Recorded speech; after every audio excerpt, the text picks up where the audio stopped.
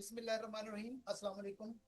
आज की जो वीडियो है हमारी वीडियो सीरीज है जिसका हमने प्लेलिस्ट जिसको हम शुरू कर रहे हैं, उसका पार्ट 1 है। जैसा कि मैंने आपको एक पिछले इंट्रोडक्शन वीडियो में बताया था कि हम एक वीडियो सीरीज शुरू करने जा रहे हैं जो कि क्रिप्टो करेंसी से मुतल्लिक है। क्रिप्टो करेंसी के मुतल्लिक पूरी डिटेल हम समझेंगे इस वीडियो सीरीज में, क्योंकि जितने भी ऑनलाइन काम होता है उसमें से बेसिक्स जो बुनियादी चीज़ें लोगों को पता ही नहीं है। लोग जानना चाहते हैं इसके बारे में, लेकिन को ये नहीं पता कि इसको डिपॉजिट कैसे करते हैं, विड्रॉ कैसे करते हैं, कौन सा मीडियम यूज करना चाहिए, कौन सा वॉलेट यूज करना चाहिए। तो आज की वीडियो में इसे समझने की कोशिश करते हैं। सबसे पहले हमारे ध्यान में जो बात आती है कि what is crypto currency, crypto currency है क्या।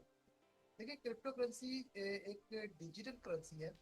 अगर हम इसे आम सादा जुबान में बात करें, अब डिजिटल करेंसी तो है, लेकिन डिजिटल करेंसी तो और बहुत सारी डिजिटल करेंसी है, जैसे कि जैज कैश है, इजी पैसे हैं। अगर हम और सिंपल में अंदाज में इसको समझने की कोशिश करें तो डिजिटल करेंसी वो होती है जिसको हम टच नहीं कर सकते और वर्चुअली होती है, इसका वजूद नहीं है। तो फिजिकली करेंसी में, फिजिकली करेंसी को हम फियाट करेंसी कहते हैं, और जो डिजिटल करेंसी को वर्चुअल करेंसी भी कहते हैं, डिजिटल करेंसी भी कहते हैं। तो क्रिप्टो करेंसी एक डिजिटल करेंसी है। लेकिन डिजिटल करेंसी जैसे कि हम अगर इसकी मिसाल दें तो जैज कैश हमारे पास है, इजी पैसा है। लेकिन क्रिप्टो करेंसी बेशक डिजिटल करेंसी है, लेकिन वो थोड़ी सी डिफरेंट है दूसरी करेंसी से। और वो कैसे डिफरेंट है हम उसको समझने की कोशिश करेंगे नेक्स्ट टॉपिक्स में। Crypto currency versus bank. अब अगर हम बात करें क्रिप्टो करेंसी के बारे में और बैंक के बारे में, ये दोनों कैसे काम करते हैं। देखिए, बैंकिंग सिस्टम में क्या होता है कि हर चीज़ आपके कंट्रोल में होती है, आप आपके एक्सेस में होती है। बैंक चाहे तो आपकी अकाउंट बंद भी कर सकता है और आपकी ट्रांजेक्शन क्लोज कर सकता है, सब कुछ कर सकता है। जबकि क्रिप्टो क्रिप्टो करेंसी में ऐसा नहीं होता। इसमें सब कुछ कंट्रोल आपके हाथ में होता है, आप इसके खुद मालिक होते हैं। और जिसे डिसेंट्रलाइजेशन कहते हैं। देखिए, डिसेंट्रलाइजेशन को समझने के लिए आपको थोड़ा सा फर्क समझना पड़ेगा। सेंट्रलाइज और डिसेंट्रलाइज में क्या फर्क होता है। सेंट्रलाइज वो चीज़ होती है जिसमें कोई ना कोई मालिक होता है, जिसमें कोई ना कोई ओनर होता है जो उसको कंट्रोल करता है, सब कुछ उसके हाथ में होता है। जबकि डिसेंट्रलाइज में ऐसा नहीं होता। डिसेंट्रलाइज में क्या होता है, एक चीज़ एक सिस्टम के तहत बनती है, उसे मार्केट में छोड़ दिया जाता है और इसको कंट्रोल करने वाला कोई नहीं होता। और इसमें ये मार्केट डिसाइड करती है इसके बारे में, और इसमें कोई आपका अकाउंट फ्रीज नहीं कर सकता। और इसमें ये होता है कि एक प्राइवेट कीज होती हैं जिसके जरिए आप इस अकाउंट का कंट्रोल करते हैं। और अगर हम इसकी एग्जांपल दें कि इसको समझने के लिए, देखिए हमारे रोजमर्रा जिंदगी में जितनी भी आप एग्जांपल दें, जैसे कि अगर जैज कैश की बात करें, आप अपने बैंक अकाउंट की बात करें, या आपके मोहल्ले में सब्जी वाला या मेडिकल स्टोर या ग्रोसरी स्टोर, ये सब सेंट्रलाइज में आते हैं। इस एक सेंट्रलाइज सिस्टम है जिसका कोई ना कोई मालिक है और उनको कंट्रोल करता है। जबकि डिसेंट्रलाइज की मिसाल अगर लें तो वो क्रिप्टो करेंसी आती है। लेकिन इसके अलावा हम एक और एग्जांपल दे सकते हैं यूट्यूब की। यूट्यूब में आपको पता है यूट्यूब एक सेंट्रलाइज मीडियम है। यूट्यूब अक्सर आपकी वीडियोस को टर्मिनेट कर देता है, डिलीट कर देता है, आपका चैनल क्लोज कर देता है, जिसकी वजह है कि वो सेंट्रलाइज है। लेकिन समटाइम ये होता है कि आप अगर डिसेंट्रलाइज की मिसाल दें यूट्यूब के थ्रू ही, तो समटाइम ऐसा होता है कि जैसे आपने एक वीडियो बनाई और उसको आपने बनाकर उसे यूट्यूब पे छोड़ दिया। लेकिन कुछ ऐसे बाद आपको ये एहसास हुआ कि वीडियो मुनासिब नहीं थी, आपको नहीं बनानी चाहिए थी, आप उसे डिलीट कर देते हैं। लेकिन जितना अरसा वो यूट्यूब में रही है, उनमें से कोई शख्स उसको डाउनलोड कर देता है। जब आप डिलीट करते हैं उसको दोबारा अपलोड कर देता है, उसके बाद वो वीडियो तो आपकी है लेकिन आपके कंट्रोल में नहीं। ठीक है ना। तो ऐसे ही जब कुछ चीज मार्केट में आ जाती है, आपके कंट्रोल में नहीं होती, और सब कुछ आपका डिसाइड करता है कि मार्केट ने डिसाइड करना होता है उसको रहना है कि नहीं रहना। तो ये एक बड़ी इजी एग्जांपल है सेंट्रलाइज और डिसेंट्रलाइज की। ज्यादातर हम जो सिस्टम के तहत काम करते रहे हैं वो सेंट्रलाइज सिस्टम था। लेकिन अब डिसेंट्रलाइज सिस्टम आ गया है जो कि बहुत आसानियां लेकर आने वाला है। इसमें आपको मुकम्मल आजादी होती है। ब्लॉकचेन क्या होती है। क्योंकि ब्लॉकचेन जो कि एक क्रिप्टो करेंसी की बुनियाद है, और इसमें जितनी भी ट्रांजैक्शन लिखी जाती है वो ऐसी परमानेंट होती है जिसको कोई चेंज नहीं कर सकता। अगर आप आम रोजमर्रा जिंदगी में देखें, आपने खाता बुक होती है, लेजर बुक्स होती है। लेजर बुक्स में जो भी लिखा होता है, अगर वो इसको कंट्रोल करने वाला चाहे तो उसको चेंज कर सकता है, उसमें काफी हेरा फेरी कर सकता है। लेकिन ब्लॉकचेन एक डिजिटल खाता कह सकते हैं। यहाँ पर जो भी चीज लिखी जाती है वो उसको कोई चेंज नहीं कर सकता।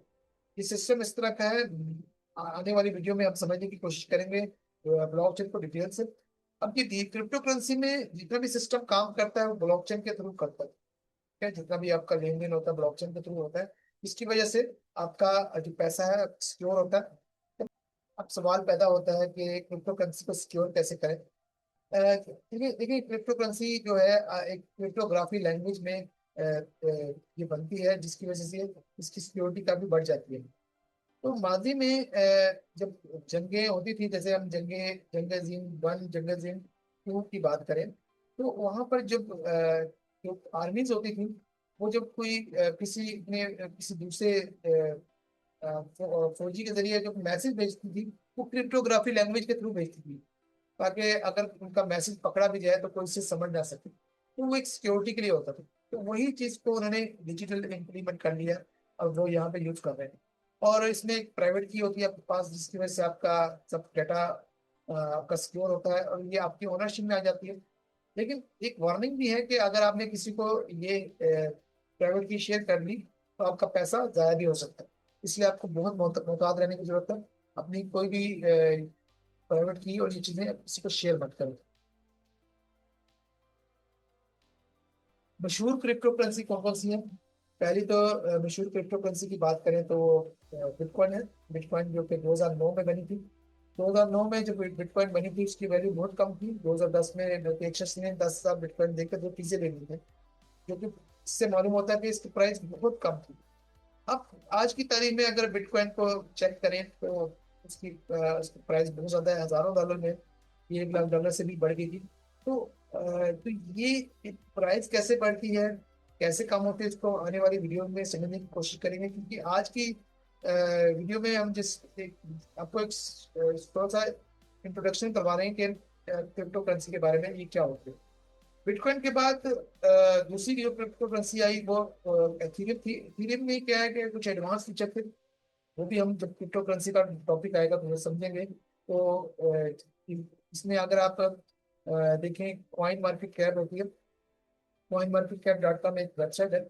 वहाँ पे आपको तमाम रजिस्टर्ड क्रिप्टो करेंसी की लिस्ट मिल जाती है। वहाँ पे उनकी हिस्ट्री भी पता चलती है, फिर कौन से नंबर वन पे है, कौन से नंबर जो लास्ट नंबर पे है, ये सारी आपको उससे पता चलता है। तो मेन जो फर्स्ट 100 है वो बहुत अच्छी क्रिप्टो करेंसी समझी जाती है, और उनकी स्ट्रेटेजी की वजह से वो नंबर वन में होती है। ठीक है, जरूरी नहीं कि हर क्रिप्टो करेंसी बिटकॉइन ही हो और वो स्टे भी कर जाए। इनकी स्ट्रेटेजी डिसाइड करती है उसमें स्टे करना है कि नहीं करना। ठीक है, तो ये बिटकॉइन की ये क्रिप्टो करेंसी है। इसके अलावा और बहुत सारी क्रिप्टो करेंसी। एक और क्रिप्टो करेंसी जिसको हम यूज करते हैं वो है यूएसडीटी, यानी डिजिटल डॉलर। तो एक्चुअली इसका पर्पज ये होता है, ये करेंसी स्टे यानी इसकी इसकी प्राइस यानी मुश्किल रहती है, एक जैसी रहती है, क्योंकि ये ज्यादातर पेमेंट के लिए हम यूज करते हैं, ताकि आप जब हम लेन देन कर रहे हो तो उसकी प्राइस बहुत ज्यादा ऊपर या नीचे ना जाए चाहिए। तो क्रिप्टो करेंसी का जैसे मैंने बताया कि स्ट्रेटेजी के तहत सारी हम यूज करते हैं। तो जिसमें से यूएसडीटी भी है, यूएसडीसी भी है। इस तरह डॉलर में काफी वेबसाइट काफी करेंसीज है जिससे हम यूज कर सकते हैं यूएसडीटी के अलावा। इसकी प्राइस ऊपर नीचे की होती है। ठीक है, ये इकोनॉमिक्स का रूल है कि डिमांड एंड सप्लाई पे चीजें काम करती हैं।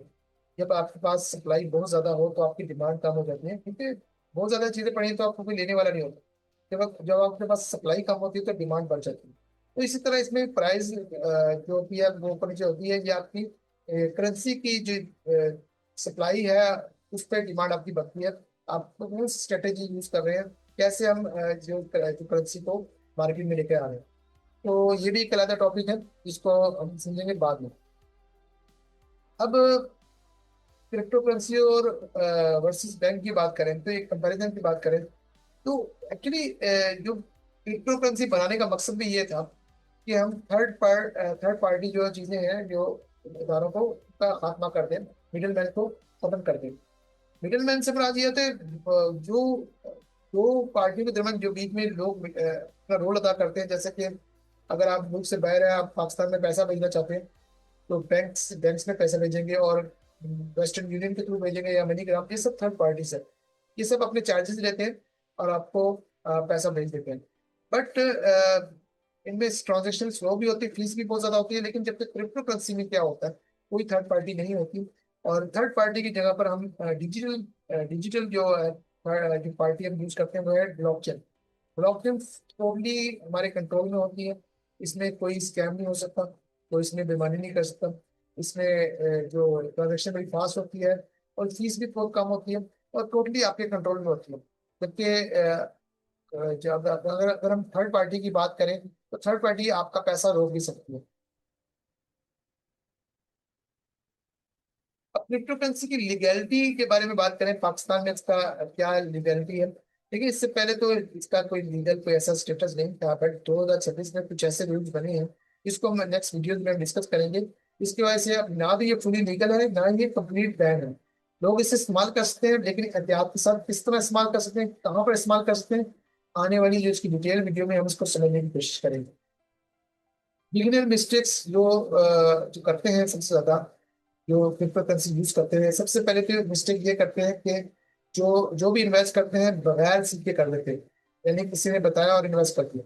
दूसरा ये कि कॉइन दूसरों के कहने पे बाय कर लेते हैं, और कि इसकी प्राइस बढ़ने वाली है, जबकि उनको नॉलेज नहीं होता।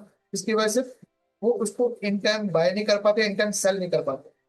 फिर इसके अलावा स्कैम्स एप्स का इस्तेमाल करते हैं जल्दी मील बनने के चक्कर में। लेकिन स्कैम एप्स में ये होता है कि आपको लालच दिया जाता है कि आप इतना पैसा लगाएंगे तो इतना पैसा कमा लेंगे। तो ये आपको जो भी आपने काम करना है ऑनलाइन, तो उसकी हिस्ट्री जरूर चेक करें, फिर लॉजिक चेक करें क्या ये किस लॉजिक के तहत आपको पैसा दे रहे हैं। बाकी उनका प्रोफाइल देखें, जो ऐप जिनकी ऐप है, तो वो आपको बड़ी हेल्प करती है आपको यानी आपको फ्रॉड स्कैम से बचने के लिए। अगर हम सेफ्टी टिप्स की बात करें तो स्ट्रॉन्ग पासवर्ड रखें। स्ट्रॉन्ग पासवर्ड में हम क्या पासवर्ड रख सकते हैं? नॉर्मली जब भी आप पासवर्ड रखें, आप मिनिमम 8 डिजिट रखें। हाँ, नॉर्मली हम जो पासवर्ड रखते हैं उसमें अल्फा न्यूमेरिक होते हैं, करेक्टर होते हैं। अल्फा न्यूमेरिक से मुराद ये होता है अल्फा अल्फाबेटिक, यानी एबीसी वगैरह की को हम कहते हैं। तो उसमें कैपिटल भी होते हैं, स्मॉल एबीसी भी होती है, और न्यूमेरिक में जो हमारी काउंटिंग होती है 1 2 3, उसकी बात की जाती है। अल्फान्यूमेरिक तो जरूर यूज करें, लेकिन आप स्पेशल करेक्टर जरूर यूज करें। स्पेशल करेक्टर क्या होते हैं, अगर आप कीबोर्ड में देखें तो उसमें स्टेरिक है, और हैशटैग है, और डॉलर का साइन है, ब्रैकेट्स है, बैक स्लैश है, ये चीजें स्पेशल करेक्टर में आते हैं। तो ये आपकी जो पासवर्ड है उसको मजबूत करती है, सिक्योर करती है। और पासवर्ड ऐसा इजी मत रखें कि दूसरा लोग अगर उनको हल्का सा हिंट भी मिल जाए वो उसे क्रैक कर लें। और उसके अलावा आप इसमें 2FA जो सिक्योरिटी आप जरूर लगाएं। 2FA क्या है? ये गूगल ऑथेंटिकेटर के थ्रू सिक्योरिटी है, उसको भी नेक्स्ट वीडियो में समझेंगे। तो ये अगर पासवर्ड के बाद 2FA लगा देते हैं तो आपका और मजीद सिक्योर हो जाता है आपका सिस्टम और आपका वॉलेट। तो ये आप जरूर करें, ठीक है। और इसके अलावा जब हम वॉलेट बनाते हैं तो उसमें सीड फ्रेज होते हैं, 12 सीड फ्रेज होते हैं, जो कि आपको सेव करके रखने होते हैं। अगर आप वो भूल जाते हैं या गुम कर देते हैं तो आपका वॉलेट के गुम होने के चांसेस होते हैं। तो इसलिए जो भी इस तरह का जो वॉलेट बनाए उसको किसी फिजिकल नोटबुक में जरूर लिख के रखें। आप ऑनलाइन भी सेव करके रख सकते हैं। ऑनलाइन कैसे सेव करके रख सकते हैं? इसमें आपको ऑनलाइन ये एक्सेल शीट्स हैं, गूगल शीट्स हैं, वहां पे आप सेव करके रख सकते हैं। तो ये चीज है। तो जैसे कि मैं अगर अपनी बात करूं तो मैं सब चीजें सेव करके रखता हूँ, लेकिन मैं अगर आप वो चीजें वे शीट देख भी रहे हैं, आप कभी भी गैस नहीं कर सकते मेरा पासवर्ड क्या है। तो वहां पर भी मैं हिंट में लिखता हूँ, क्योंकि ये चीजें ऑनलाइन है तो कभी भी इसके साथ क्रैक हो सकती है, कोई भी आपका मिस यूज कर सकता है। इसलिए आपको बड़े एहतियात के साथ ये चीजें करनी होती है। और दूसरी बात है, कोई भी अननोन लिंक्स हो उनको क्लिक करने से अवॉइड करें, ये आपकी सेफ्टी को और बढ़ा देती है। हम क्रिप्टो करेंसी से क्या क्या कर सकते हैं, ठीक है, इससे हम बहुत कुछ कर सकते हैं। जैसे कि हम इसमें डिपॉजिट और विड्रॉ कर सकते हैं, किसी को पैसे लेन देन करना हो, ट्रेडिंग कर सकते हैं। इसके अलावा फ्री लॉन्चिंग जो पेमेंट्स होती हैं प्लेटफॉर्म में, वो आप कर सकते हैं। और ऑनलाइन अर्निंग जो मुख्य प्लेटफॉर्म है वहाँ यूज कर सकते हैं। लॉन्ग टर्म इन्वेस्टमेंट कर सकते हैं, शॉर्ट टर्म कर सकते हैं। तो बहुत सारी ऐसी चीजें हैं जो कर सकते हैं। इसके हम डिटेल में नेक्स्ट वीडियोज में समझेंगे। तो आज की जो वीडियो की समरी थी, अगर उसको क्लोज करें तो इसमें सबसे पहले तो हमने आज के बारे में सीखा कि क्रिप्टो करेंसी क्या होती है। वो एक डिजिटल करेंसी होती है जो कि जनरेट होती है क्रिप्टोग्राफी लैंग्वेज के थ्रू बनती है, ठीक है। और ब्लॉकचेन के थ्रू हम इसे यूज करते हैं। और ब्लॉकचेन जो है वो डिसेंट्रलाइज होता है और जो कि आपको सेफ एंड सिक्योर बनाता है। इसमें प्रॉफिट भी होता है, रिस्क भी होता है, लेकिन आपने सेफ्टी अपने आपने जरूर रखनी है इसमें, ठीक है।